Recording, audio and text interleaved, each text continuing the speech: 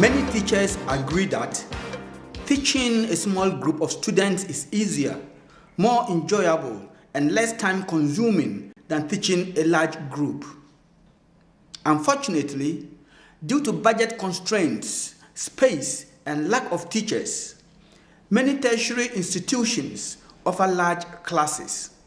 At the University of Education, Winneba in Ghana, I asked some lecturers the definition for a large class. A large class is a class that is above a populace of 60.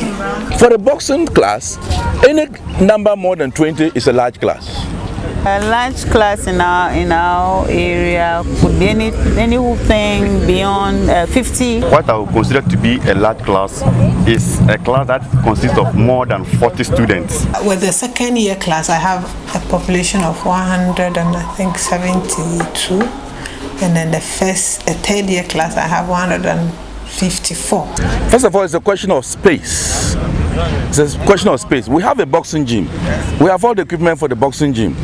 But if we're having over 140 students with only 3 pairs of gloves, 2 headgears, which are even my own property that I brought along, then you can imagine we are doing this thing just as an imaginary boxing class. We can't send 120 students to the boxing ring. That's half a class that you see behind me.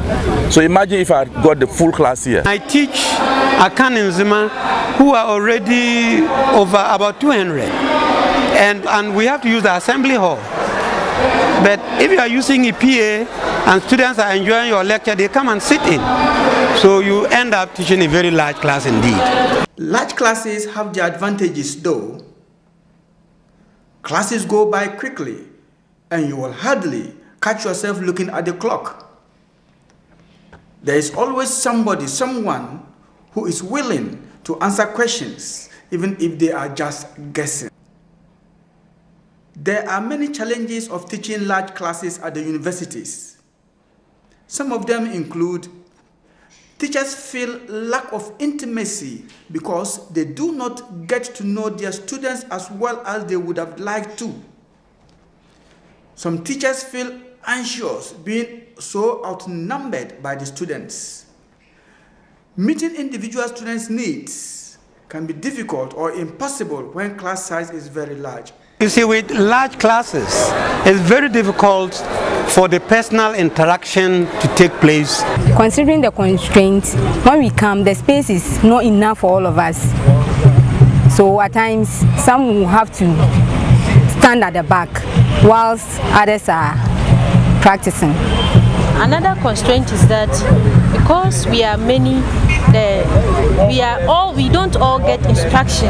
We don't hear instruction from the lecturer because the class is very large.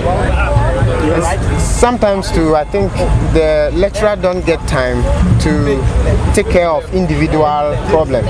There are many distractors for teachers in large classes, such as latecomers, people chatting on their phone, people walking around whilst you are teaching.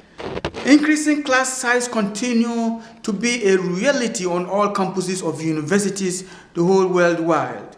As such, lecturers at the University of Education have adopted many strategies in coping with large classes. Some of them include creating ways for students to actively engage with the course, foster student-faculty interactions, and creating opportunities for some students to meet in smaller groups outside of the lecture hall. Lecturers are using strategies in coping with large classes, but it remains to be seen what the stakeholders, policy makers, and the university administrators will do about the menace of large classes.